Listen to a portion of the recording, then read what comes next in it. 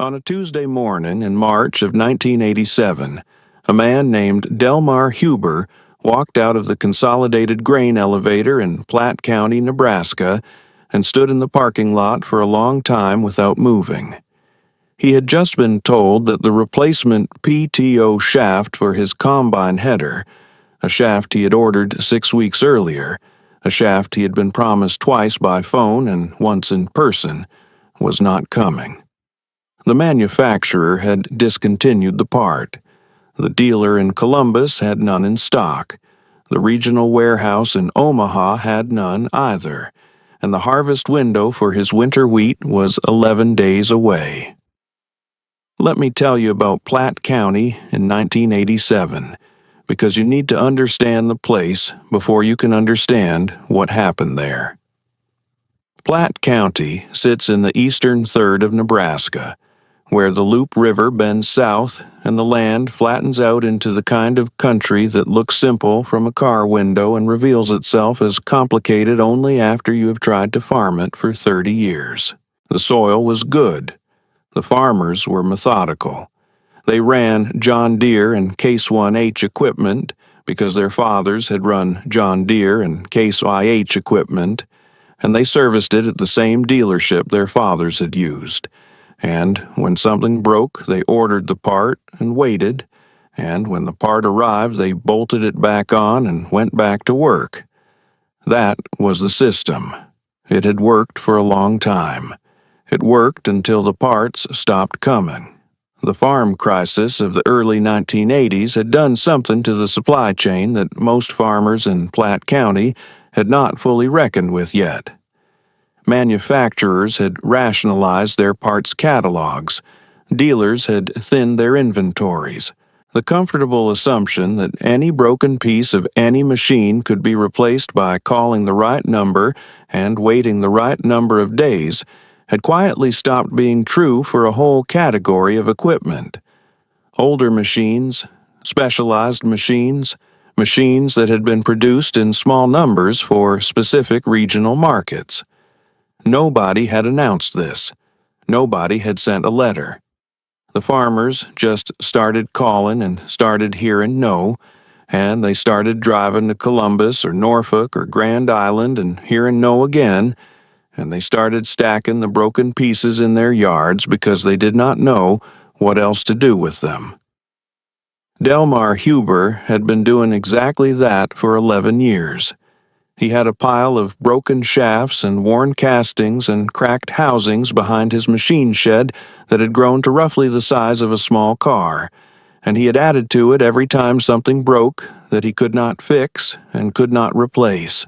He was 61 years old in 1987, and he had farmed 680 acres in Platte County for 34 years. And he had never in those 34 years failed to get a crop off because of equipment. He had gotten crops off in drought years and wet years and years, when the market made the whole enterprise feel like a slow-motion financial disaster. He had never missed a harvest window. He was not prepared to start now. Let me tell you about the man standing in that parking lot because Delmar Huber is the reason this story exists, and you need to understand him before you can understand what he did. He was not a large man physically, but he had the quality that some men develop after decades of physical work in difficult conditions, a kind of settled density, as if his body had simply decided it was done, being surprised by hard things. He wore canvas work pants and a gray flannel shirt and a cap from the Platte County Co-op that had been washed so many times the logo had faded to a suggestion. His hands were the kind of hands that tell you everything. Wide across the palm, scarred at the knuckles, with grease worked so deeply into the skin around the nails that no amount of lava soap ever fully reached it. He was not a man who talked much, and he was not a man who complained. His wife, Lorraine, would tell you that in 37 years of marriage she had heard him say the words, "I can't fix that," exactly once, and it was about a broken clock radio, and he had gone back and fixed it the following Saturday. Delmar had grown up on his father's farm, 4 miles east of the farm he now owned, and his father, Clement Huber, had taught him three things above all others. He had taught him to understand the difference between a machine that was broken and a machine that needed thinking. He had taught him that the most dangerous assumption in farming was that someone else would solve your problem. And he had taught him that metal, properly understood, was not a consumable. It was a resource, and resources could be recovered if you had the knowledge and the patience and the right equipment. The right equipment, in Clement Huber's case, had been a small foundry.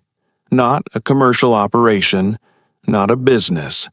A single-room building at the back of the property, poured concrete floor, brick walls, a coal-fired cupola furnace that Clement had built himself in 1938 from plans he had ordered through the mail from a machinist's journal out of Cleveland, Ohio.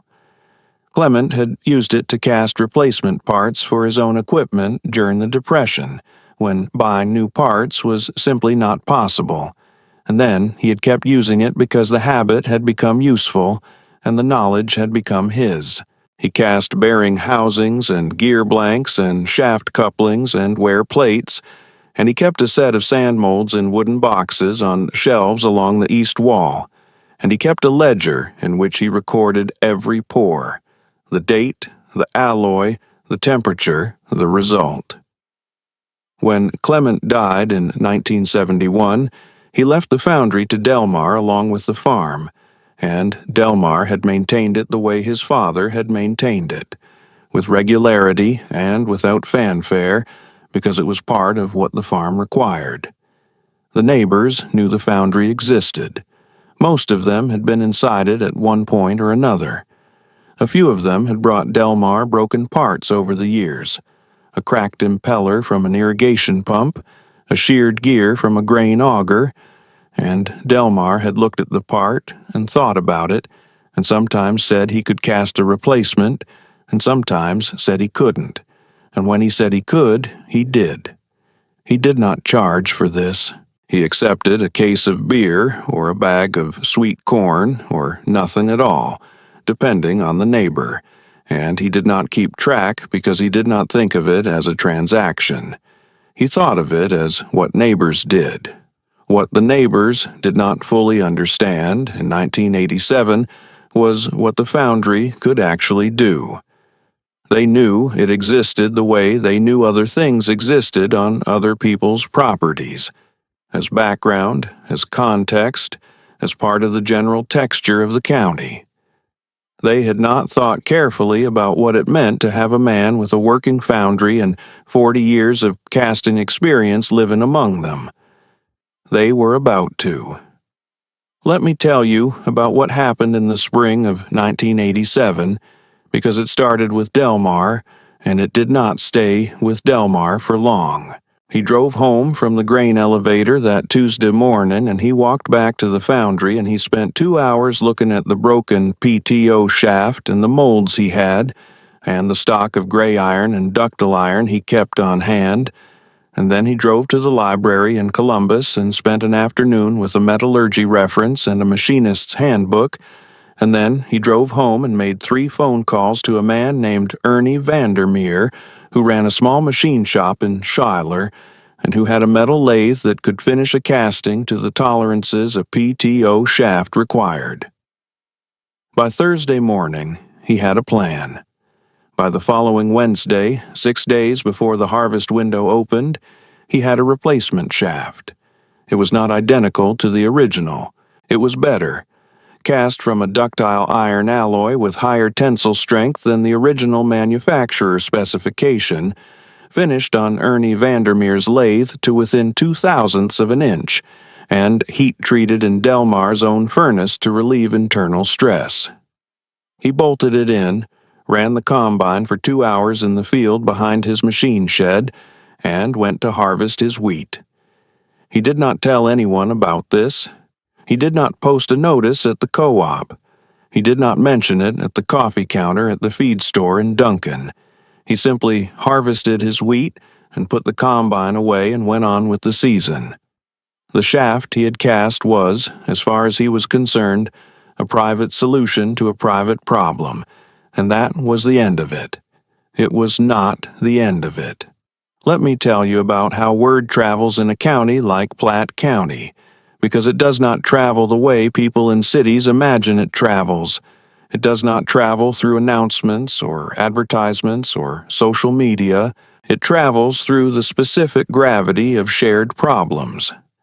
It travels because a man mentions to his neighbor that he is stuck, and the neighbor says he heard something, and the something leads to a conversation, and the conversation leads to a truck pulling into a driveway with a broken part in the bed.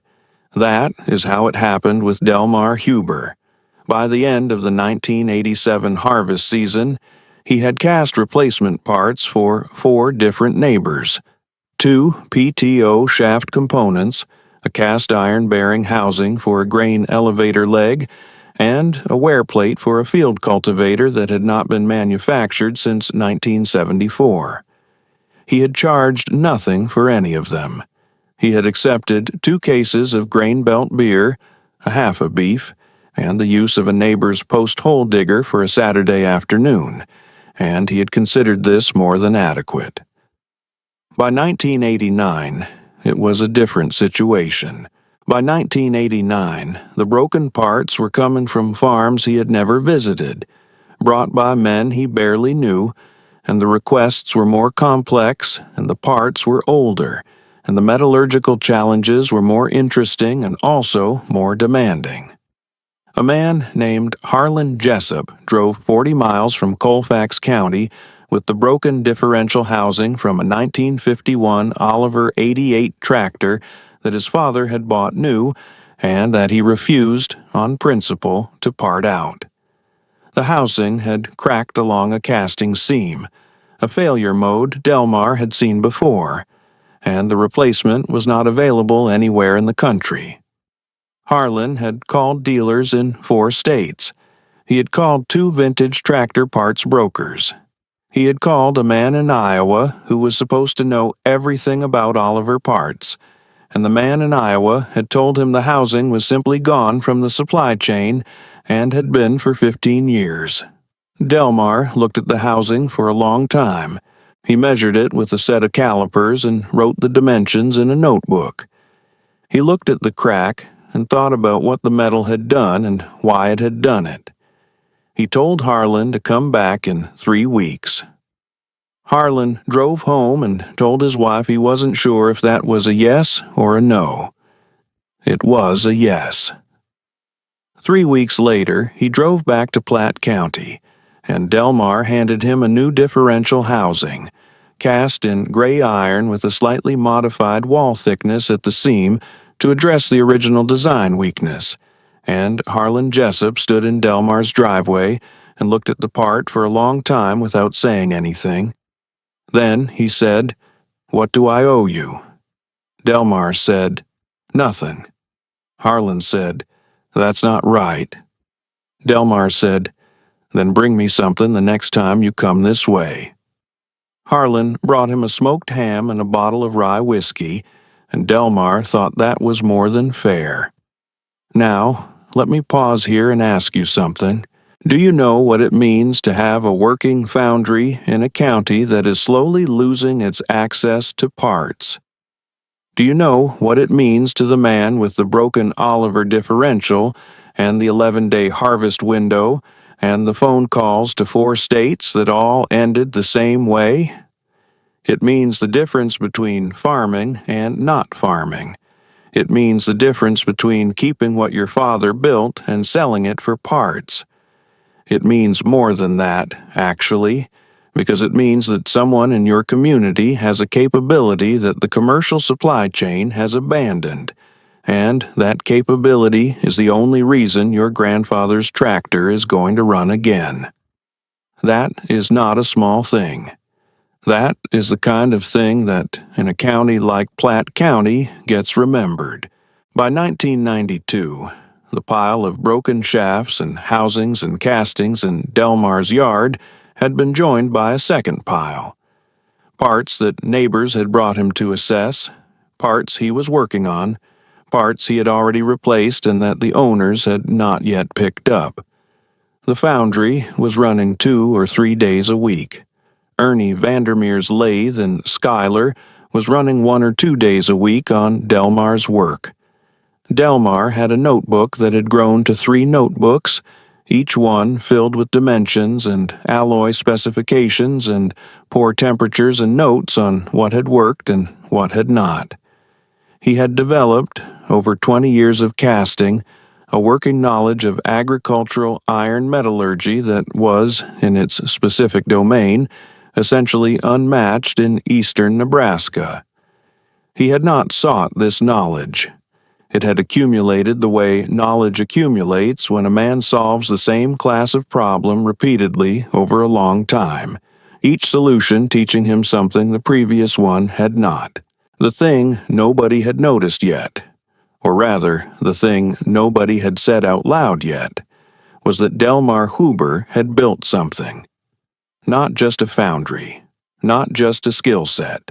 He had built a kind of institution, informal and unannounced and operating entirely on the logic of neighborly obligation, that was filling a gap the commercial parts industry had created and then walked away from. He was the reason a 1951 Oliver 88 was still running in Colfax County. He was the reason a grain elevator leg in Platte County had not been torn out and replaced at a cost of $11,000. He was the reason 17 different pieces of equipment across 5 counties were in service that would otherwise have been parted out or scrapped. He knew this. He did not talk about it. Let me tell you about the man who did talk about it, because there was one, and his name was Todd Prescott. And Todd Prescott was not from Platte County, and did not understand Platte County the way Platte County understood itself.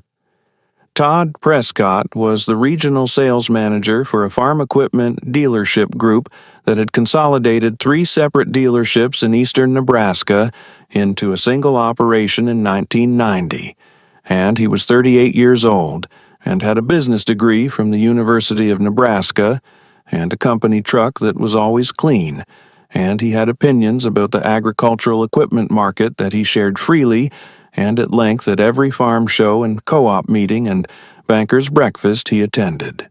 His opinion, in 1992, stated at a Nebraska Farm Bureau meeting in Columbus that Delmar Huber did not attend because he had not been invited and would not have gone anyway, was that the future of equipment maintenance in the region was in consolidated service centers with certified technicians and computerized diagnostic systems, and that the era of the shade tree mechanic and the backyard parts caster was over, and that farmers who were still relying on informal repair networks were taking on liability they did not understand and risking equipment failures they could not afford.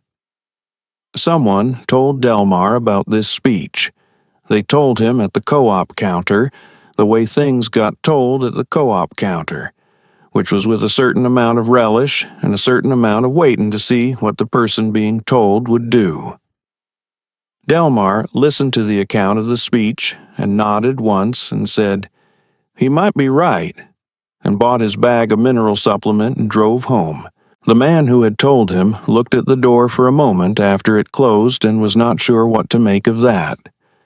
What Delmar had meant was not that Todd Prescott was right about the future. He had meant that Todd Prescott might be right that the era of what Delmar did was ending, and that this was a thing worth thinking about, and that he intended to think about it. He thought about it for several weeks. He thought about it while he was casting a replacement worm gear for a grain auger from Nance County, and while he was finishing a set of wear plates for a field cultivator from Boone County, and while he was eating breakfast, and while he was lying awake at 2 in the morning, listening to the wind come across the fields from the northwest. What he concluded was that Todd Prescott had confused the commercial viability of a thing with the necessity of a thing, and that this was a common confusion but a serious one, and that the farmers of eastern Nebraska were going to find out which of them was right in a way that would not require any speeches. The finding out began in 1994. That was the year the John Deere Regional Parts Depot in Omaha eliminated another tier of slow-moving SKUs from its inventory, and the Case IH dealer in Columbus reduced its on-hand parts stock by 30% as part of a corporate inventory rationalization program, and 3 separate farmers in Platte County found themselves in the same position Delmar had been in 1987. Broken equipment, unavailable parts, harvest windows that did not care about supply chain decisions made in corporate offices in Moline, Illinois, or Racine, Wisconsin. 2 of those 3 farmers drove to Delmar's place. The third called Todd Prescott's Consolidated Service Center, which told him the part would be 6 to 8 weeks, and offered him a loaner machine at a daily rate that would have cost him more than the original equipment was worth. He drove to Delmar's place, too. Let me tell you about what the Foundry looked like by 1994, because it had changed from what Clement Huber had built in 1938, though not as much as you might expect. Delmar had replaced the original coal-fired cupola with a propane-fired induction furnace in 1979, which gave him better temperature control and cleaner metal. He had added a second set of shelving along the west wall for molds and patterns. He had a proper ventilation hood over the furnace that he had built himself from sheet steel, and he had a set of pyrometers and thermocouples that allowed him to monitor melt temperature with an accuracy his father had never had. The concrete floor was stained dark with 50 years of spilled metal and quench water and grinding dust, and the walls were hung with patterns, wooden forms from which sand molds were made, in shapes that represented every major casting he had done in the previous 20 years.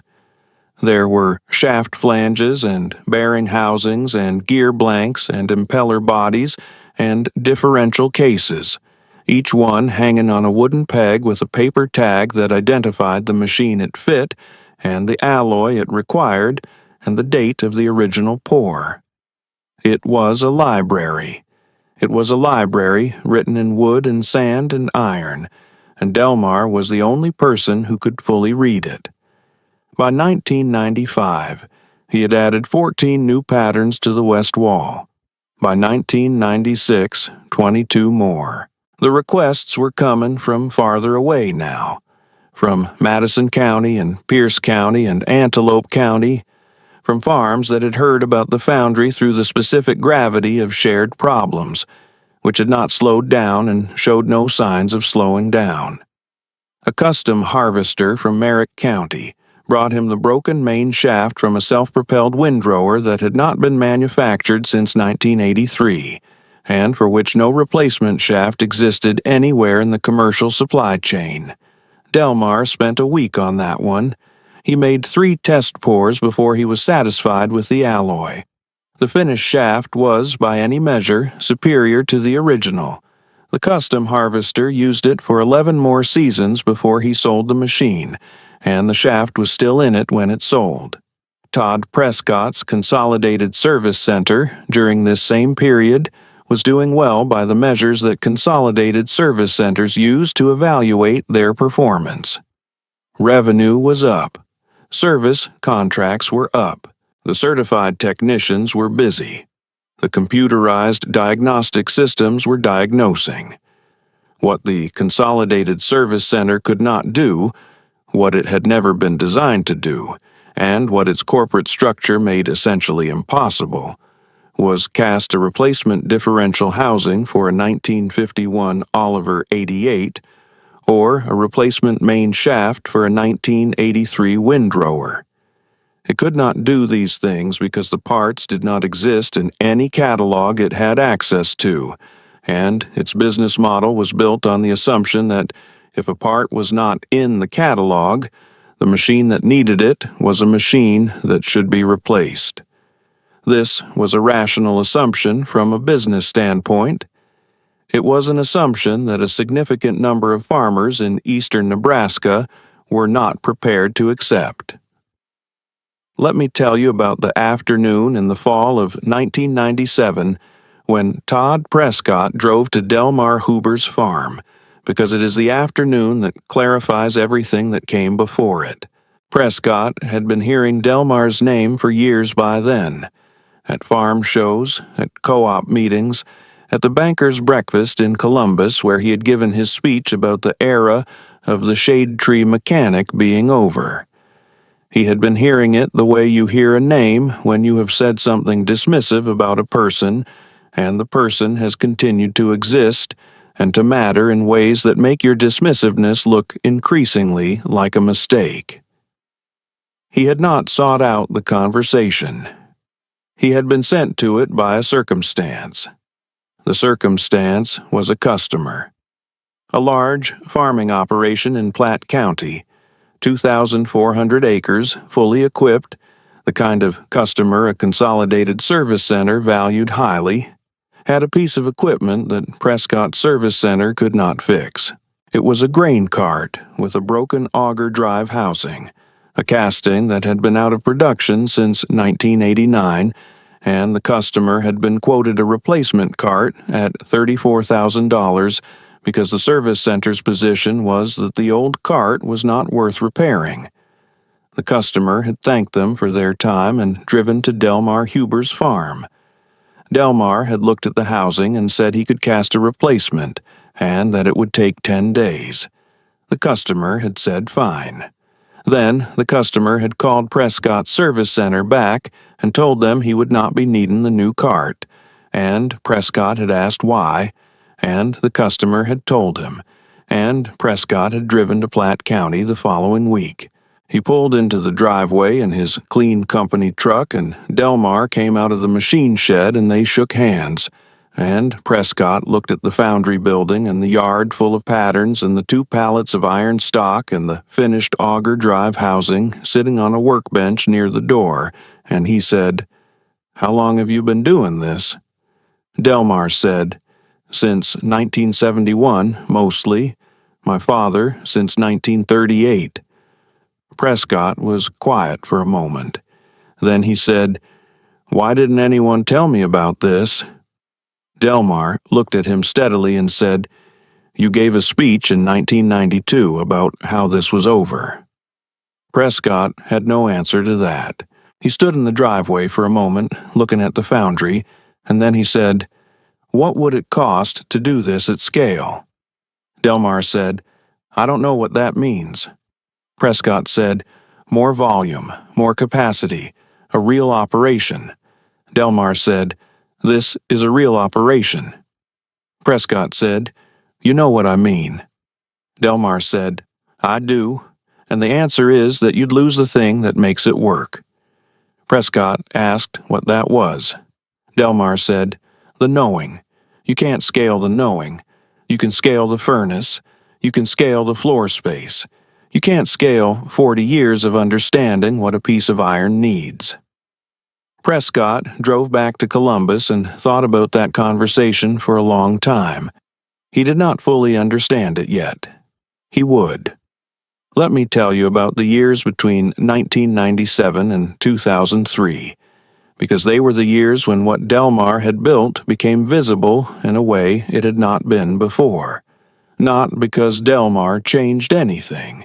He did not change anything. He kept running the Foundry 2 or 3 days a week, kept filling the notebooks, kept adding patterns to the west wall, kept accepting cases of beer and bags of sweet corn, and occasionally nothing at all. What changed was the scale of the problem around him. The parts supply chain for older agricultural equipment continued to contract.